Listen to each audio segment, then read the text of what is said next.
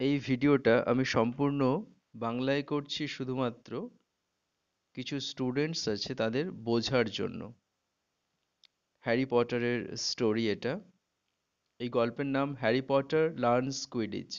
গল্পটা একটু ডিফিকাল্ট, তার কারণ এখানে অনেকগুলো ট্রানজেকশনস রয়েছে, সেই কারণে। হ্যারি পটার লার্ন কুইডিচ, এটা লিখেছেন জেন ক্যাথলিন রাউলিং।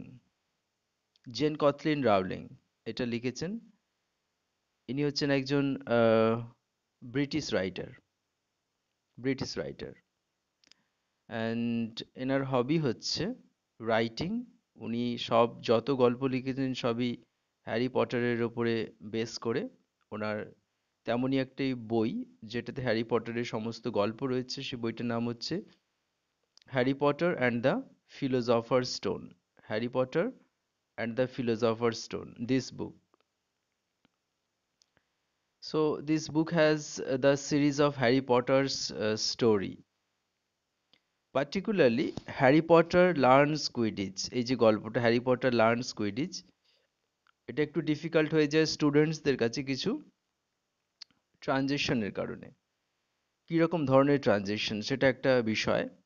তো এটা একটা ফিকশনাল স্টোরি, এবং Quidditch is a game that is also a fictional game. Title দেখে বোঝাই যাচ্ছে যে হ্যারি পটার শিখবে, কুইডিচ প্লে শিখবে। কার কাছ থেকে শিখবে সেটা একটা বিষয়। সো ফার্স্ট আমরা কিছু ডায়াগ্রামের মধ্য দিয়ে জেনে নেব যে কিভাবে ক্যারেক্টার্স গুলো রোল প্লে করছে এবং খেলাটা আসলে কি। তো ক্যারেক্টার্সের রোল আর খেলা, এই দুটো হচ্ছে কমপ্লিকেটেড পার্ট এই স্টোরির মধ্যে। সো ন্যারেটিভটার মধ্যে যে ক্যারেক্টার্স রয়েছে, ক্যারেক্টার্সের মধ্যে তিনটে ক্যারেক্টার রয়েছে: Harry, Ron and Oliver Wood. এরা হচ্ছে active characters, the main characters. Hmm. Harry is the protagonist. এই তিনজনের মধ্যে হ্যারি হচ্ছে একজন প্রোটাগনিস্ট, মানে মুখ্য চরিত্র। পুরো গল্পটাই হ্যারিকে বেস করে গড়ে উঠেছে। তো এইখানে এই যে তিনটে ক্যারেক্টার বললাম, হ্যারি, রন এবং অলিভার উড, এদের ফাংশনস গুলো কি আছে, এদের রোলস কি আছে। হ্যারির রোল, হ্যারির role as a learner of Quidditch play. Harry has no attention to study. So Harry as a learner of Quidditch play. That means Harry এখানে কুইডিচ প্লেটা শিখবে। হুম। হ্যারি এখানে কুইডিচ প্লেটা শিখবে এবং তার পড়াশোনায় কোনো মন নেই। ক্লিয়ার? এবং হ্যারির এখানে পড়াশোনায় কোনো মন নেই। সে শিখবে কুইডিচ প্লে, তার পড়াশোনায় কোনো মন নেই। ক্লিয়ার? তো a call is disturbing me in this time. It often happens with me. I don't know why. So you see, হ্যারির রোল কি? অ্যাজ আ লার্নার, যে শিখবে, কি শিখবে? কুইডিচ প্লে শিখবে। হুম। হ্যারির অ্যাটেনশন নেই, কোনো অ্যাটেনশন নেই। কিসে অ্যাটেনশন নেই? স্টাডিতে। স্টাডিতে কোনো অ্যাটেনশন নেই। সে শিখবে কুইডিচ প্লে। যার জন্যে রন, রন তাকে লিড করবে কোথায়? প্লে ফিল্ড পর্যন্ত। রনের ক্যারেক্টার হচ্ছে leading Harry to the play field. Ron is a supportive character. Ron is a supportive character to Harry, leading to play field. Play field পর্যন্ত হ্যারিকে নেতৃত্ব দেবে রন, যে ক্যারেক্টারটা রয়েছে। Oliver Wood, obviously another important character, very important character. He is a mentor. Mentor means teacher. Teacher of play. The play teacher. To teach Harry how to play Quidditch. Right. So these above characters have taken significant functional role to the development of plot. That means story. Among them, Harry and Oliver Woods are the most.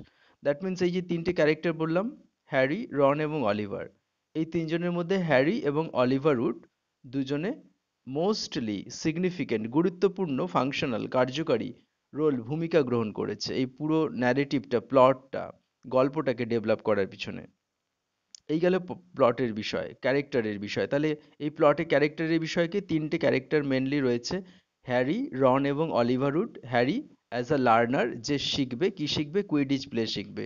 আর তাকে শেখাবে কে? Oliver would শেখাবে Quidditch play. আর রনের duty কি? হ্যারিকে supportive character হিসেবে নেতৃত্ব দিয়েছে play field পর্যন্ত। এই হলো ক্যারেক্টারের বিষয় এই গল্পের। এইবার আমরা যদি চলে যাই সেকেন্ড বিষয়ে, সেটা হচ্ছে কি? সেটা হচ্ছে কুইডিচ প্লে সম্পর্কে জানবো। ক্যারেক্টার সম্পর্কে জানলাম, এবার কুইডিচ প্লে সম্পর্কে জানবো। এই দুটো বিষয় জানলে গল্পটা আমাদের কাছে পুরো ক্লিয়ার হয়ে যাবে। আর প্লেটাও পুরো বোঝা যাবে। তো কুইডিচ প্লে সম্পর্কে জানবো। কুইডিচ প্লেটা কি? Quidditch play is a fictional play similar to that of basketball. বাস্কেটবলের মতো কিছুটা একই রকম, কিন্তু বাস্কেটবল প্লে এটা নয়। এটা একটা ফিকশনাল প্লে, যেটা রাউলিং তার ইমাজিনেশন থেকে ক্রিয়েট করেছে এই প্লেটাকে। এই প্লের যে প্রপার্টিজ, বা এই প্লের খেলার যে জিনিসপত্রগুলো, বা এই খেলার যে প্লেয়ার্স, তাদের পজিশনস, সবকিছুই ওনার ইমাজিনেশন দ্বারা তৈরি। ঠিক আছে? তা কুইডিচ প্লে হচ্ছে কাল্পনিক একটা খেলা, এর কোনো বাস্তবতা নেই। রাইট? এটাকে কিছুটা একই রকম বাস্কেটবলের মতো, তার কারণ এখানেও বাস্কেটবলে যেরকম হুপসের জালের মধ্যে বল ঢুকিয়ে গোল করতে হয়, এখানেও একই রকম ভাবে করতে হয়, কিন্তু ডেসক্রিপশন আলাদা। System of play is different from that of basketball play. বাস্কেটবলের খেলার থেকে এটা সম্পূর্ণ একটা আলাদা খেলা। যেটা বললাম যে রাইটার ব্রাউলিং এর ইমাজিনেশন থেকে এসেছে, কল্পনা থেকে এসেছে। কল্পনা প্রসূত বিষয়। তো এখন আমরা জানবো play properties hmm and the roles of the players. Play properties কি কি রয়েছে এখানে? টোটাল 4টে বল রয়েছে, 4 balls আর দেয়ার।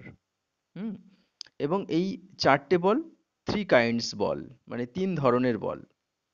তো ফার্স্ট বলকে বলা হচ্ছে কোয়াফল, সেকেন্ড কাইন্ড অফ বলকে বলা হচ্ছে blazer, and third kind of বলকে বলা হচ্ছে গোল্ডেন স্নেচ। তা ফার্স্ট কাইন্ড অফ বল কটা আছে? দুটো। ফার্স্ট কাইন্ড অফ বল আছে একটা, যেটা হচ্ছে কোয়াফল। হ্যাঁ, it's a big ball, red in colour, one ball. That means এটা একটা বল, এর রং হচ্ছে লাল, এবং এটা সাইজে অনেক বড়। হুম এর ব্যবহারটা কি জানবো? It is use to play by the players to score goal by putting into the hoops of the goal posts. Goal পোস্টের মধ্যে যে জাল থাকে, সেইখানে এই কফল নামক বলটাকে নিয়ে রেখে দিতে হয়। রেখে দিলে গোল হয়ে যায়, স্কোরটা পাওয়া যায়। এবং প্রত্যেকটা গোলের জন্য 10 পয়েন্ট করে পাওয়া যাচ্ছে। ক্লিয়ার? তাহলে কোয়াফেল বল কটা? একটা ball. It's a kind of ball that is used by the players to score goal by putting it into the hoops of the goal posts. Right? Second kind of ball is Bludger. Bludger ball দুটো ball, এটা a bit smaller. This ball is a bit smaller, একটুখানি ছোট এই বলটা, then that of Quaffle ball. Its colour is jade black. তো এর রং কি? Jet black রঙের দুটো ব্লাজার বল থাকে। এই দুটো বলের কাজ কি? These are the two balls which hit the players or knock off the players from their brooms, interrupt to score goal. তার মানে এখানে দেখা যাচ্ছে এই ব্লাজার বল দুটো, এরা কি করবে? এরা এখানে যেন জীবন্ত, এদের মধ্যে যেন প্রাণ ইনভেস্ট করা হয়েছে, এদের মধ্যে যেন প্রাণ আছে। এরা কি করবে? প্লেয়ারদেরকে আঘাত করবে। যে সমস্ত প্লেয়াররা কোয়াফেল বলটাকে নিয়ে গোল পোস্টে ঢোকাতে যাবে, তাদেরকে হিট করবে, বাধা দেবে। এইটা হচ্ছে ব্লাজার বলের কাজ। ব্লাজার হচ্ছে দুটো বল। তাহলে একটা বল গেল কোয়াফেল, আর দুটো ব্লাজার বল পেলাম। আর একটা কাইন্ড হচ্ছে গোল্ডেন স্নেচ।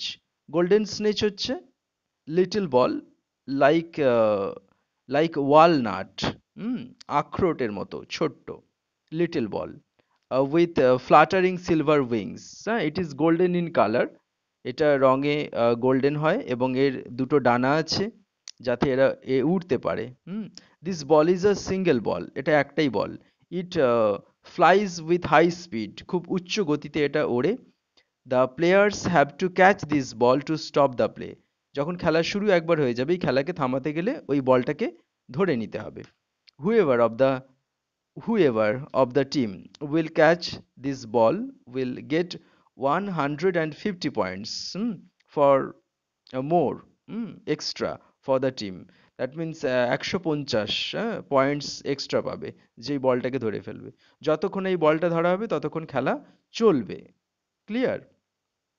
তাহলে এখানে আমরা তিনটে ধরনের বল পেলাম। একটা হচ্ছে কোয়াফল, একটা ব্লাজার, আর একটা গোল্ডেন স্নেচ। কোয়াফল বলের ফাংশন কি? কোয়াফল বল নিয়ে প্লেয়াররা গোল করবে। আর ব্লাজার বলের ফাংশন কি? ব্লাজার বল দুটো রয়েছে, জেড ব্ল্যাক কালারের। এই ব্লাজার বল অটোমেটিক্যালি কি করবে? প্লেয়ারদেরকে হিট করবে, ইন্টারাপ্ট করবে, বাধা দেবে গোল যাতে দিতে না পারে। অ্যান্ড গোল্ডেন স্ন্যাচ বলের কাজ কি? গোল্ডেন স্নেচ বল এটা একটা ফ্লাইং বল, যে বলটাকে উড়ন্ত বল, এই উড়ন্ত বলটাকে টিমের প্লেয়াররা ধরবে। যদি ধরে ফেলে তবে খেলা বন্ধ হবে, যদি ধরতে না পারে তাহলে খেলা বন্ধ হবে না। হ্যাঁ, ইনফাইনাইট টাইমের জন্য চলতেই থাকবে, অনির্দিষ্ট সময়ের জন্য, এর কোনো এন্ডই হবে না তাহলে। তো এই বলটা ধরাটা খুব ডিফিকাল্ট। গোল্ডেন স্নেচ এত high speed in flying, so it is very difficult to catch. এটা খুব শক্ত ধরাটা, রাইট? খুব কঠিন ব্যাপার। সো এরকম একটা এক্সাম্পল রয়েছে এখানে, একটা খেলা, একটা কুইডিচ প্লে এরকমভাবে 3 মাস চলেছিল, শুধু গোল্ডেন স্নেচ বলটাকে ধরতে না পারার কারণে।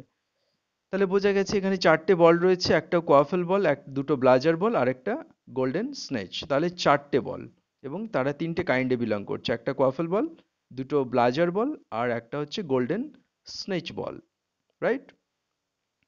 আরেকটা প্লে প্রপার্টি রয়েছে, সেটা হচ্ছে ব্রুমস্টিক্স, মানে ব্রুমস, হ্যাঁ, which are use to play Quidditch. হ্যাঁ, যে ব্রুমসগুলোকে কুইডিচ খেলার জন্য ব্যবহার করতে হয় according to Rowling. Obviously, I said the idea of this play has come from the writer's imagination, রাইটারের কল্পনা থেকে এটা এসেছে, এর কোনো বাস্তবতা নেই, রাইট?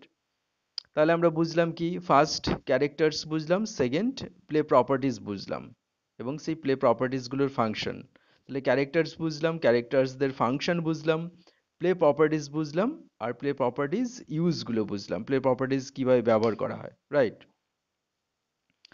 নেক্সট আর ফাইনাল পেজ, আমরা দেখতে পাচ্ছি এখানে যে দুটো টিমের কথা বলছে। ক্লিয়ার? দুটো টিমের কথা বলছে। তো এই যে খেলা কুইডিচ প্লেতে দুটো টিম থাকে, ইচ টিম হ্যাজ 7 প্লেয়ার্স, প্রত্যেকটা টিমের 7জন করে প্লেয়ার আছে। Positions of the players in play, হ্যাঁ, ওই প্লেয়ারদের পজিশন কি খেলার মধ্যে, যে প্রত্যেকটা টিমে 7জন করে প্লেয়ার থাকবে, তাদের পজিশন কি? দুটো টিম, প্রতিটা টিমে 7জন করে প্লেয়ার থাকবে, এবং তাদের পজিশন কি? তো প্রথমত প্রথম পজিশন হচ্ছে কি? চেজার। চেজার, হুম চেজার কজন? দে আর 3 in number for each team. They are 3 in number for each team. Their duty is to score goal by putting the quaffle ball into the hoops of goal posts. তার মানে চেসার্স যারা থাকছে খেলার মধ্যে, তারা হচ্ছে 3জন, এক একটা টিমে 3জন করে চেসার থাকবে। তাদের ডিউটি কি হবে? তাদের ডিউটি হবে ওই কফল বলটাকে নিয়ে গোল পোস্টের কাছে গিয়ে হুপস, জালের মধ্যে ওটাকে ঢুকিয়ে দেওয়া। দিলে গোল হয়ে যাবে, তারা স্কোর পেয়ে যাবে। ঠিক আছে? তো চেসার্সদের কাজ হচ্ছে গোল করা, কফল বলটাকে নিয়ে গোল করা, right? Next position of the players হচ্ছে কিপার। কিপার প্রত্যেকটা টিমে কজন করে থাকবে? Keeper is one for each team, প্রত্যেকটা টিমের জন্য একজন করে কিপার থাকবে, প্রত্যেকটা টিমের পক্ষে একজন করে কিপার থাকবে। Keeper's duty is to protect or guard the goal post as if none of the chasers can score goal. তাহলে এদের ডিউটি কি? এদের ডিউটি হচ্ছে, কিপারদের ডিউটি হচ্ছে গোল পোস্টে থাকা এবং গোল না হতে দেওয়া, গোল পোস্টকে প্রোটেক্ট করে রাখা। Clear? Next, third position of the player, কি আছে? Beaters. Here beaters duty is to protect the chasers from the hit of Bludger balls. আমি বলেছিলাম ব্লাজার বলস কি করে? প্লেয়ারদেরকে হিট করে, knock off them from their brooms, তাদেরকে hit করে, আঘাত করে, তাদেরকে গোল পোস্ট পর্যন্ত যেতে দেয় না, গোল করতে দেয় না। ব্লাজার বলস। এখানে বেটার্স যারা থাকছে খেলার মধ্যে, বেটার্স যার যে সমস্ত প্লেয়ার্সরা বেটার্স হিসেবে জানা হয়, তাদের ডিউটি হচ্ছে কি? ওই ব্লাজার বলের আঘাত থেকে প্লেয়ার্সদেরকে রক্ষা করা, না হলে তো গোল দিতে পারবে না, তাই না? নেক্সট নাম্বার 4 আসছি সিকার্স। সিকার্স কোন position player? Here seekers duty is to catch the flying golden snitch ball to stop the game and get 150 points extra for the team. তো এখানে সিকার্স যে থাকছে, সিকার্স, সিকার্সের ডিউটি হচ্ছে SEEKERS, seekers, সিকার্সের duty হচ্ছে ওই গোল্ডেন স্নেচ বল ওইটাকে ধরা। ওইটাকে ধরলে বা ওটা ধরতে পারলে, ওটা তো flying ball, high in speed, very difficult to catch. তার কারণ যখন ওড়ে, এত স্পিডে ওড়ে চোখে দেখা যায় না, যার ফলে it is very difficult to catch the golden snitch ball. তো সিকার্সদের ডিউটি হচ্ছে ওই গোল্ডেন স্নেচ বলকে ধরা। ওই গোল্ডেন স্নেচ বল একবার ধরে নিলে 150 পয়েন্ট এক্সট্রা পেয়ে যাবে এবং ম্যাচে তারা উইনার হয়ে যাবে। ক্লিয়ার? স্বাভাবিক, এক্সট্রা 150 পাওয়া মানে তো উইনার হবেই। তো সিকার্সদের কাজ কি এখানে? সিকার্সদের কাজ হচ্ছে ওই গোল্ডেন স্নেচ বলটাকে ধরে ফেলা, ধরে ফেলে 150 পয়েন্টস নেওয়া এবং খেলাটাকে স্টপ করা। যতক্ষণ না সিকার্স ওই গোল্ডেন স্নেচ বলটাকে ধরবে, গোল্ডেন স্নেচ ফ্লাইং বলটাকে যখন ধরবে, যতক্ষণ না ধরবে ততক্ষণ কিন্তু খেলা চলতে থাকবে। সেটা 1 মাস হতে পারে, 2 মাস হতে পারে, 3 মাস হতে পারে, 6 মাস হতে পারে, 1 বছর হতে পারে। ঠিক আছে? এরকম বাস্তব কোনো প্লে দেখা যায় না, বাট এটা বলেছি একটা জিনিস যে এটা রাউলিং এর ইমাজিনেশন, কল্পনা, একটা fictional game, right? Characters are also fictional, the players, their positions are also fictional. Clear? তো একটা উপকথা, রূপকথার একটা গল্পের মতো বিষয়টা। ক্লিয়ার? তাহলে এখানে আমরা প্লেয়ার্সদের পজিশনের মধ্যে 4টে পজিশন পাচ্ছি। চেসার্স, যারা গোল দেবে। কিপার্স, যারা গোল পোস্টে থাকবে গোল না হতে দেওয়ার জন্য।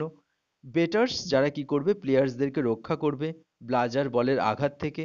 আর নাম্বার 4 হচ্ছে সিকার্স, যাদের ডিউটি হচ্ছে ওই উড়ন্ত গোল্ডেন স্নেচ বলটাকে ধরে ফেলা, ধরে ফেলে এক্সট্রা পয়েন্ট গেদার করা এবং তার সঙ্গে খেলাকে স্টপ করা।